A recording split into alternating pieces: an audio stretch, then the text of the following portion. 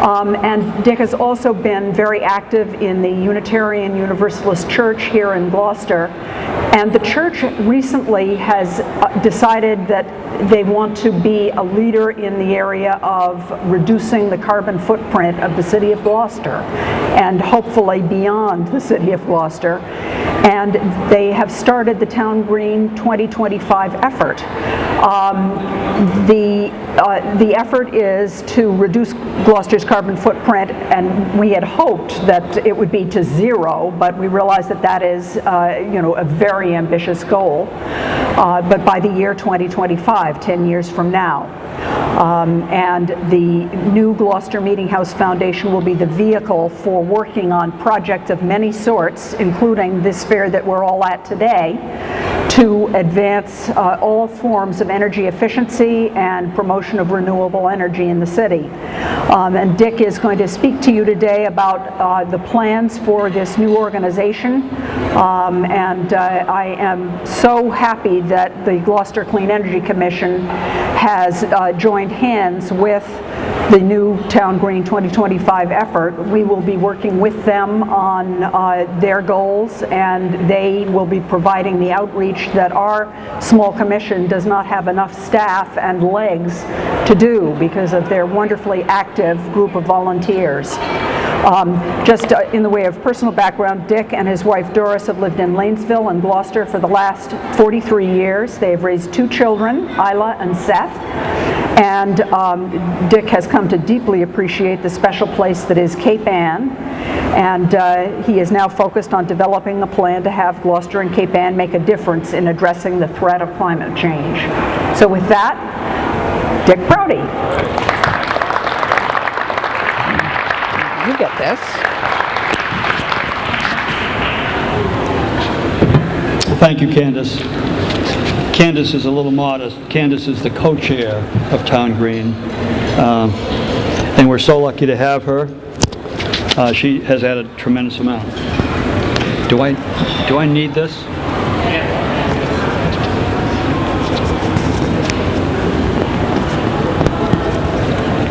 Okay, I think I got it. Let's see. Yeah, This right here, right? that'll work. Okay.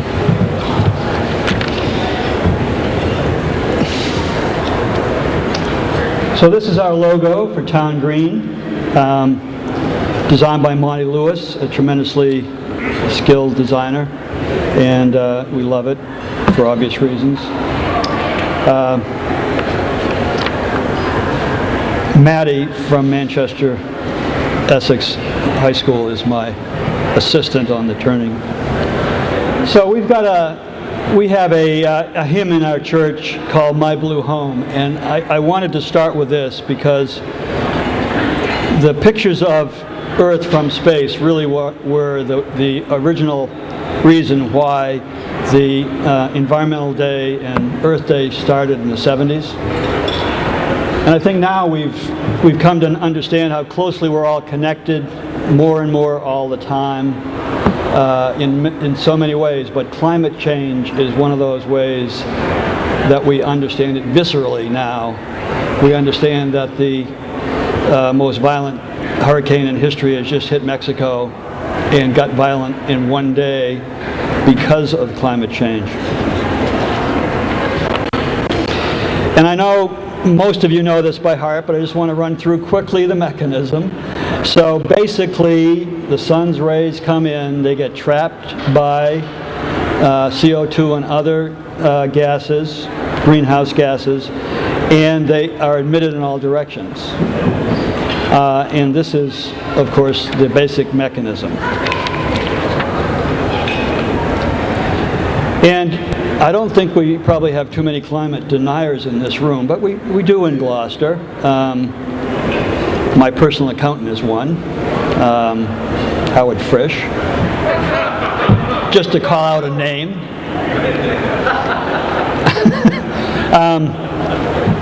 But we'll get them. But I think the multiple lines of evidence, the climate system is happening everywhere. We just have to open our eyes. So we know that the ice caps are melting. We know that ocean acidification is happening. We know there are more and more extremely hot days, fewer very cold ones. All of the things on this slide are happening. And fortunately, the citizens of our country have sort of begun to caught up with the citizens of most of the countries of the world. And I think we've been slow because of what our last speaker told us about the hundreds of millions of dollars of climate denial, science so-called, and publication about it supported by the fossil fuel industry. And here's the unfortunate curve. So this is 1960 to 2010, but we know in 2012 we went over 400 parts per million on average. And the thing we have to avoid is that this can double by 2060, 2075, something like that, unless we take dramatic action now. The carbon sinks of the ocean and tropical forests are getting saturated. We'll speak about that later, but we really have to take action. And we can say, well, we're just Gloucester, but you know, what can we do about this? And I think that what I've come to understand is that climate change work has to be locally organized if it's going to be effective. Lots of cities our size, some smaller, some much bigger, are getting very involved because it's the kind of political level of organization that can be organized. So, you know, it's a little hard on the state level, although we're lucky to live in a very progressive state where we're winning. But if we were a city in Kentucky or Arizona with much different state legislatures, doesn't mean we couldn't actually organize our city, and that is happening. So everybody knows the symbol of Gloucester here, or one of them anyway. And the question is, can we take the lead in developing a clean energy-based economy? And can we do it with a goal of becoming a carbon neutral place in a decade? We're an island, we're special. We believe we're special, and that can be helpful. I mean, we can use that, I think, to help us organize and to help us feel like, yes, we can. And the yes, we can piece, I think, and to use, I don't think this is a sailing boat. My daughter got this slide. I think this is a Danish boat, but you know, it means alignment around a lot of different behavior changes. Is that better? Yeah. Yeah. A lot of different behavior changes, and coming to consensus about alignment around the personal behaviors we're going to see in our home and our family, our local community center, Lanesville behaviors, and our city behaviors, and the policies that we can all influence fairly easily if we come together. The people in this room represent a lot of different, you don't necessarily think of yourselves this way, but levers of power within the city. And I think if we're all organized around the future and that we think this is a worthy goal, we can make it happen.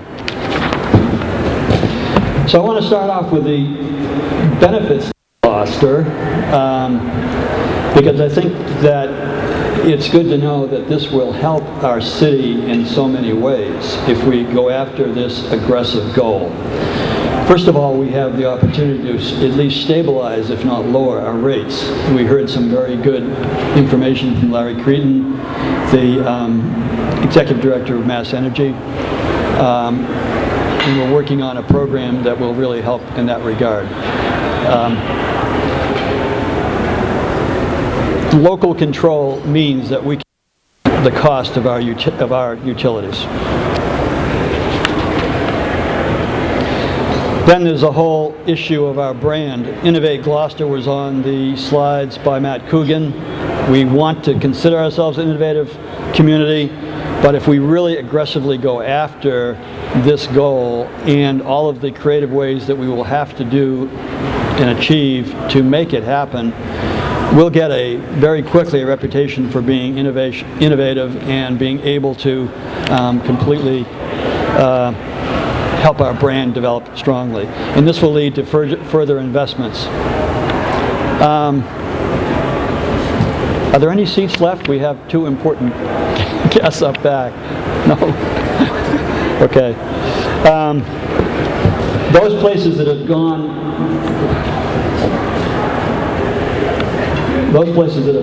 for this level of goal in Europe have experienced a lot of development of innovation and venture capital investment. Since I'm an educator by trade, I definitely didn't want to leave the school system out of this. And in our research, Sue Hogan and I have done quite a bit of research, and there's not really a good K-12 climate change curriculum. There are some efforts. Australia has a reasonable one, and there are some interesting things going on even within the Gloucester school system, but they're not cohesive, coherent across the system. They're not articulated. They don't lead into the outcomes that people get tested on. All of that is something that's very doable, and we really are looking for funds to pay for teachers to develop this from the ground up across the community school districts of Cape Ann. So they're forced to collaborate and plan together, and I think that would be a very good outcome. Ecotourism thrives when you have this kind of thing going on. People want to come and see what kind of place has got this kind of bold goal and how are they doing it, because more and more people are going to be looking to places that can inspire them, just as we will go and look for other places that are ahead of us in many ways. And finally, our public infrastructure, the hospitals, police, city offices and so forth are vulnerable to a Sandy type storm right now, and it's likely, in my estimation, to happen in the next decade, and we could have a week or two without power. So if we can advance plans that have the Tesla type community batteries in them, which are supposed to be coming online in 3 to 4 years, we can start with making sure that our public safety doesn't go down and that we have clean energy being hooked to batteries for that. So what is our legal status? TownGreen, on the right, is a program of a newly formed nonprofit called the Gloucester Meeting House Foundation. We actually incorporated, developed our board in the spring, and filed for our IRS papers, and Meredith Fine, the local attorney, helped us, and we got approved in only 5 weeks, which is unheard of. It usually takes 5 to 7 months, and I'm not sure how that happened. I'm guessing that there must have been somebody in the IRS who read this and said, this has got to happen quick, because it doesn't normally happen that way. So the mission of the Meeting House Foundation is to help the church keep our icon and the building in good shape. So we're raising money for a fire suppression system. We're well on our way. We're about $250,000 towards a $420,000 goal for that.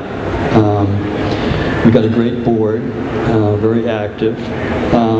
And then we're also going to be taking on projects like climate change that other nonprofits are not focusing on. Now, there are people who are doing climate change, but they're not coordinated, and we want to partner with all those people, act as a platform and coordination on the climate change effort, and hopefully get people behind a bold goal. So, Ken Erickson's sitting down here, I hope, and Ken and I have been working on this carbon footprint for a while. And I finally, just to get ready for this, I said, I got to get some footprint together. So I went on the EPA website and went down and talked to Matt Coogan. We have the Gloucester municipal stuff pretty defined. So this municipal electric and all of the municipal is from Matt Coogan and the city. And of course they have them in kilowatt hours and therms and so forth, but I wanted to put it into tons of carbon. So these are those are pretty accurate, the city ones. The families, I just took the EPA average of 30,000 pounds or, 50, per family, and looked at how many tons that is, and then developed, we have 28,000, 2.5 people per family, and come up with this number for the personal residences. And then I just took a very wild ask guess on the companies, it's probably, could be higher or lower, I don't know. This is bigger, obviously, than the municipal. This is a footprint not taking into account any of the existing solar or other things. We may be better than this, we may be worse, but what we're going to do between now and the next annual conference we have is get more and more refined information, do dipstick analysis of homes and cars and all that stuff, and see where we're at.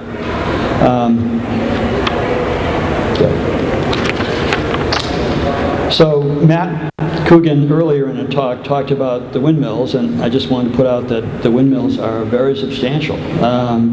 Supply 85% of municipal electrical power, offsetting this many 6,500 tons of carbon each year. Now that's only 3 wind turbines, and I think I'm going to talk about later about the possibility of doing more. And here's the components about what I think we need to do. And I'm just going at a high level. I know we can go into a lot more detail on each of these, and some of our previous speakers did. But if we do all and invest in them in an aligned team way, I think we have a shot at hitting this goal. And just going for it and getting good progress on it, it's going to get a lot of attention. It's helpful from foundations when you're going for this level of goal. So I hope we are able to get a lot of support. Candace and I met with Mayor Safathia and Jim DeCino 3 weeks before the election. They backed the plan wholeheartedly. In fact, they had some of their own ideas. And we know that there's lots of other city councilors. I know Paul McGeary here today is a very strong supporter of this as well. And I'm asking him to consider getting involved in the effort. So, efficiency, this is what Amory Lovin says could do the whole trick, but we need to get a lot more serious about efficiency at all levels. And we're asking people to take a 2020 challenge pledge of reducing their own carbon footprint by 20%. Now, for some of you who have already gone down a lot, like the green bombs, Deborah and Dan, you might say, well, we can't go any further, but you can. We're not penalizing you. And also, we're asking you to get 20% more clean energy, treatment of mass energy. If you want to know how to do that and spend just a few more cents per kilowatt hour, go on the Mass Energy website.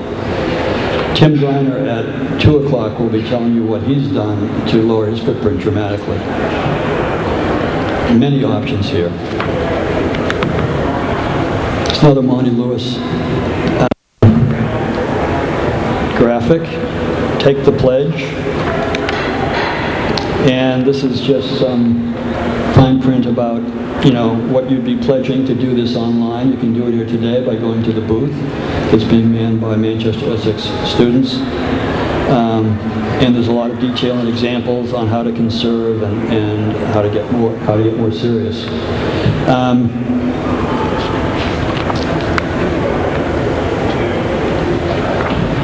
So after efficiency, I think the next lowest hanging fruit is solar. And this is not a Gloucester picture. This is just a standard picture. Nobody's home. But these figures are my figures. I put solar on my roof, 20 panels in April, and I'm actually running at 8,000 kilowatt hours, but I haven't gone through a full year, so I thought I'd be conservative with 7,000. That's 5 tons of carbon that I'm saving by what I did per year. Now, it's not a ton against the 170,000 tons, but it's something, and if everybody does, this is the alignment issue, we can make a difference with individual installations. Jill Appel is here, I think. Jill? So Jill Appel is the coordinator of the Gloucester Solar Challenge winning company for an RFP that we just did in the last months to pick a company, Direct Energy, that will give buying discounts for solar, and they won because of best price, best marketing plan, capacity, and references from other solar other communities where solar coaches raved about working with them. So we have lots of good information about why we chose Jill and this company. She's speaking at 2:30 if you want to get more information about that particular solar company. And of course, after the individual, we're hoping to get, we have 186 solar installations in Gloucester alone now. We're hoping to get another 100 in this next 6-month opening period. We're going to close the period in April or May because we need time to get them all installed. But we believe we can get another 100. That would be 280, but there are actually another 1,700 roofs we know by surveying the community that are available. So we could go much higher if we can get good publicity. Word of mouth is the best. Please spread the word, look at it yourself, and help us sell this program. Now, then we go to the bigger opportunity, which is solar farms. This is a photo of the Cincinnati Zoo, and obviously parking lot farms are a big opportunity for Gloucester. We have many public parking lots at the schools. We have all of the supermarkets, and I think you can just think about all the places where this type of thing could happen. The city has just done a study of 4 locations where they believe they could get 200 homes offset by a solar farm in each city that would be sort of minimalist.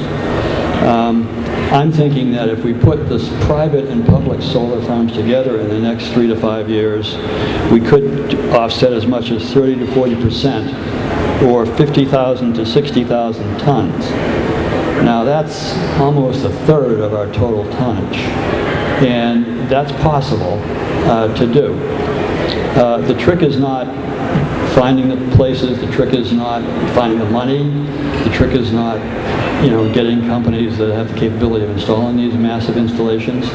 The trick is finding ideas that will allow us to structure the delivery of the energy in a good way, a way that satisfies either investors or individual participants in co-ops, and that is a sustainable method. Now, borrowing ideas that work, I think, is something we all need to focus on in the TownGreen plan and work with the Clean Energy Commission and other people. We are going to be establishing different committees on different technologies in different sectors. So there will be, for example, on the slide here with Beverly Nelson is very interested in biodiesel, and she has already volunteered to lead a small committee to work on looking at other places where they're doing this successfully. Now, this is probably not a secret, but there are many small boutique Wall Street firms that are setting up investor pools to invest in green energy. They know that something will be appealing to their investors. They also know that it's a good return. It can be a steady, fairly low risk, 7 to 8%. And that's not bad in today's environment. It's almost as good as a high-class bond. So I think the money's there. Co-ops are an interesting possibility. My father was a farmer, and he belonged to a co-op that purchased grain together, and he paid dues, and it was run to benefit all the farmers. And it was in the Northeast, but he really, I would drive the Jeep over and pick up the stuff from the co-op. If we looked at this methodology as a way to purchase into a solar field or a turbine wind field off of lanes, for example, Beryl and I have had a good discussion about having a 10 or 15 wind farm off of Gloucester, then we could actually make a huge difference, as you've seen from the 3 turbine impact we had earlier. The trick will be doing what the Danes and the Germans and the Brits do, which is distributing it in an economic way and giving some good government subsidies. Finally, I think that as the threat goes up every year, I think this is pretty much a tipping point when the public is getting savvy to the fact that this climate change denial is just a scam game by the fossil fuel supported scientists. And really, this is a threat, a serious threat. And as that happens, I think we're going to get more and more push for subsidies and for local, state, and federal subsidies. There are there are some countries you wouldn't think of that are doing really well. Spain, for example, is in the top 10 in going for carbon neutrality in the next 10 years. Costa Rica will probably get it in 5 years. Costa Rica is advanced by Richard Branson in his war room, working with Emery Lovins. They have really gone into Costa Rica on everything from carbon offsets as well as wind and solar. And the last big one is what I'm hoping to inspire all of you to think hard about how you can be involved, and that's local organization. It's the key, I think, to all of these efforts, organizing locally to get things done at the local level while remaining aware, borrowing good ideas from other places, but organizing local and getting the city policies in place. Reforestation of the tropics is a huge issue because the tropics have over 100 million hectares, a couple hundred million acres of land that used to be tropical forests but have been burned or farmed for cattle that are no longer forests. And we need to get a lot of that back forested to maintain its place as a carbon sink. And this is the key to staying. We have to do everything about all these other clean energy sources, but we also have to protect the carbon sinks, and particularly the tropical forests. And we're blessed to have the chairman of Reforest the Tropics, a nonprofit, here today. Harry, please stand up. Harry Hinton is an Annisquam resident, strong supporter of this fair and of TownGreen, and if you'd like more detail on this, please visit his booth. He'll be glad to talk for 30 to 60 minutes to you about it. But just a few basics about this is that 1 hectare of newly planted mix of tropical trees that Reforest the Tropics scientists has developed over the past 35 years within a year or two is producing 20 metric tons of carbon per year for 25 years. That costs $7,500, or about $300 a year. We're right now looking at ways to finance this with one of our members of the board who works for Goldman Sachs. We have a proposal pending where we would actually have each of the schools in Gloucester and Cape Ann have some offset of their carbon footprint by Reforest the Tropics plantings, and then have school children learn about the science and math and of all this and economics through Skyping with the farmers down there. One of the big things that Harry has done is make sure the farmers are bought in, because the farmers can take a 100-acre cattle ranch, do 1/2 in Reforest the Tropics, still keep some of their cattle and make rent and be able to farm mahogany off of this. And so their income goes up. So we're addressing poverty and we're addressing climate change. Electric and hybrid cars. This is a huge piece, as Larry Cretan made earlier. This is advancing very fast. There are options now. The city has 2 power stations to charge your plant, and we're going to have more of those quickly. I can see in 5 to 6 years electric Uber driverless cars picking up many of you at your place and allowing you to drop the expense of your gasoline vehicle. I think that kind of thinking is going on out there and can coalesce with us anticipating the trends. This is a huge thing. Microgrids is what it sounds like. It's basically not relying on a big national grid. It's setting up a subsidiary private grid or having an arrangement with the national grid to have a protected area where you're able to have local input and local distribution.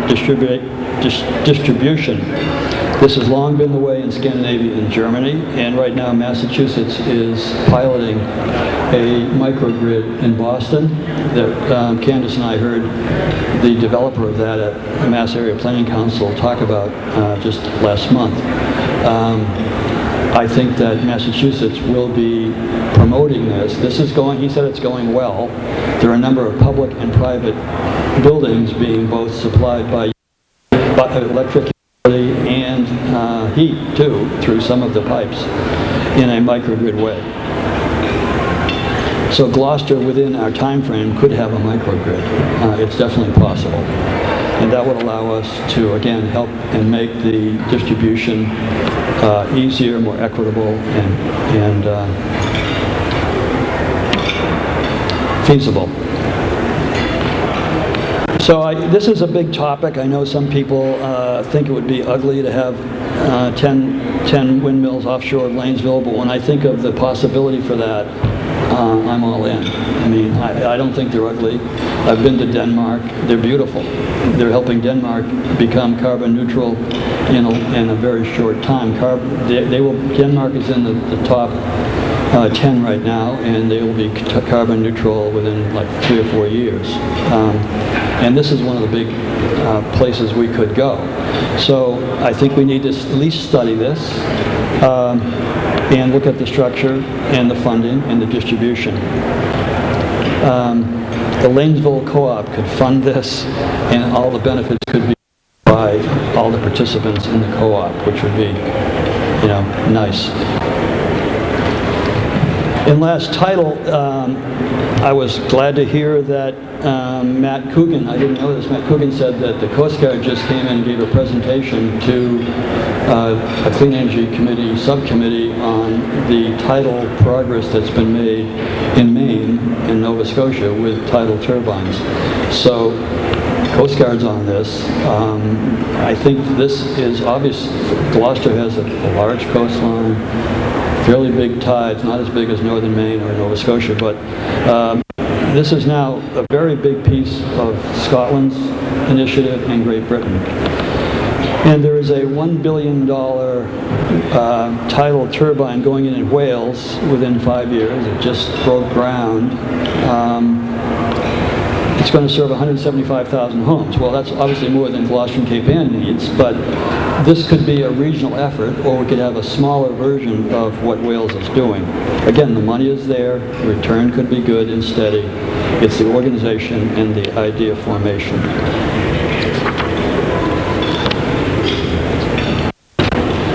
And then last but not least is education. If we really had a good K-12 climate change curriculum in the public schools on Cape Ann that had been developed from the ground up, that the teachers were bought into, we'd have about 5,000 students bothering their parents and asking tough questions. And this is exactly what happened in the tobacco fight. And I think see this as a reason, an extra reason to do it. It's also a very good education because this is a very large external issue. We need to have our children understand it and not be afraid of it, and hopefully gain hope by participating and understanding what we're doing by moving boldly towards it.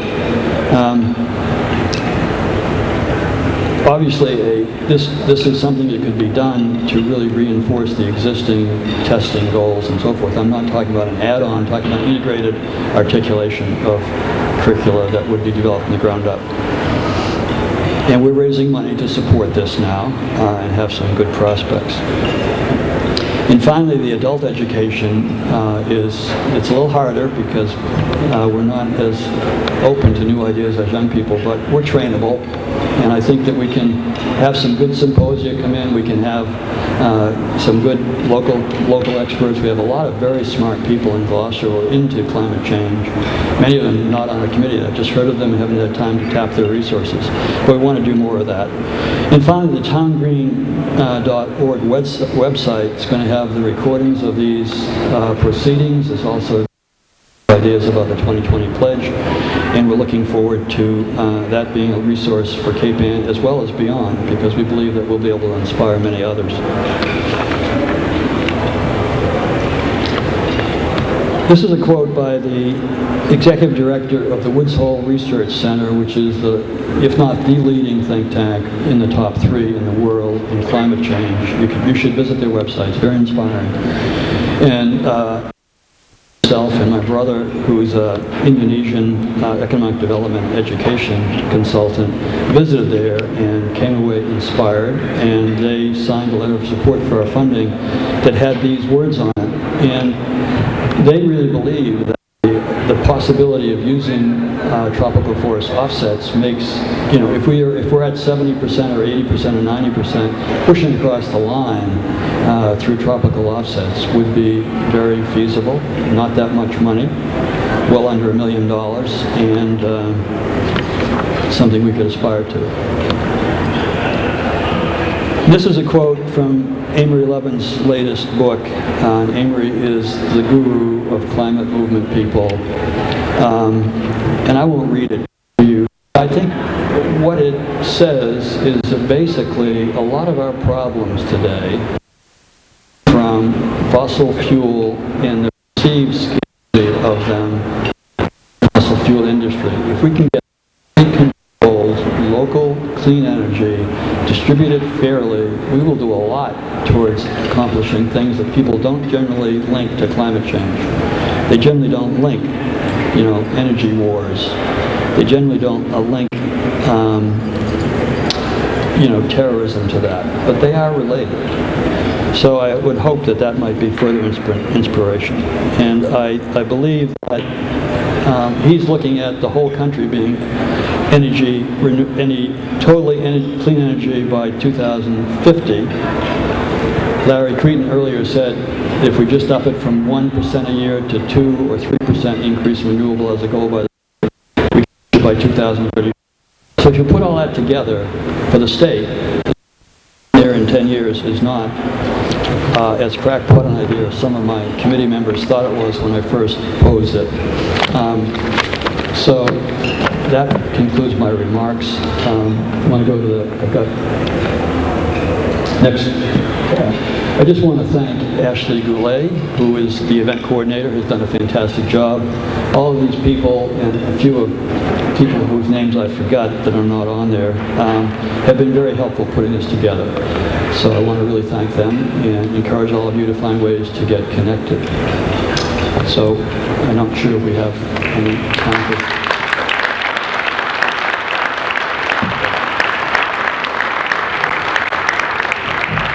Probably should do